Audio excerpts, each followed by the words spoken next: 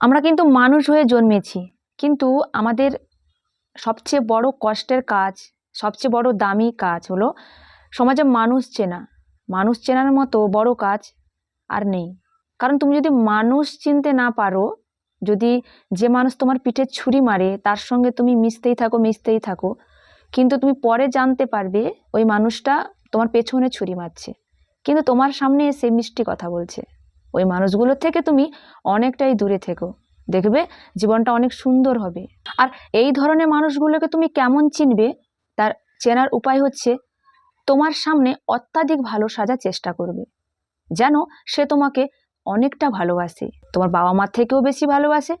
কিন্তু একটা বাস্তব কথা আছে, বাবা মার থেকে বেশি ভালো কেউ বাসে না। আর যদি সেই মানুষটা বাবা মার থেকেও তোমাকে বেশি ভালোবাসার অভিনয় করে, যেটা তুমি ধরতেও পারছো না, তুমি সেই মানুষের কাছ থেকে দূরে থেকো। কারণ সে তোমার জীবন নষ্ট করে দিতে পারে, আর তার এই চিন্তা ভাবনা তোমার জীবন নষ্ট করার জন্য যথেষ্ট।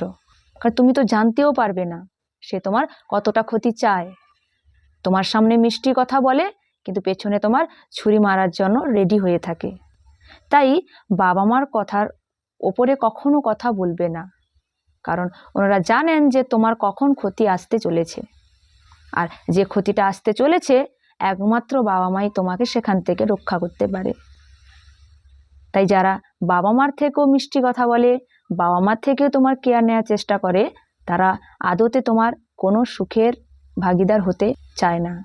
তারা শুধু দেখাতে চায় যে তারা তোমাকে কতটা ভালোবাসে, আদতে তারা তোমার ক্ষতিই চায়। তাই আগে মানুষ চেনো। মানুষ না চিনলে তুমি সমাজে বাঁচতে পারবে না। মানুষ চেনার থেকে বড় কাজ পৃথিবীতে আর একটাও নেই।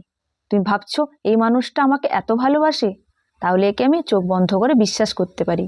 কিন্তু আমি বলবো একদম বিশ্বাস করো না, কারণ তোমার জীবন নষ্ট করার জন্য ওই ব্যক্তিগুলোই দায়ী।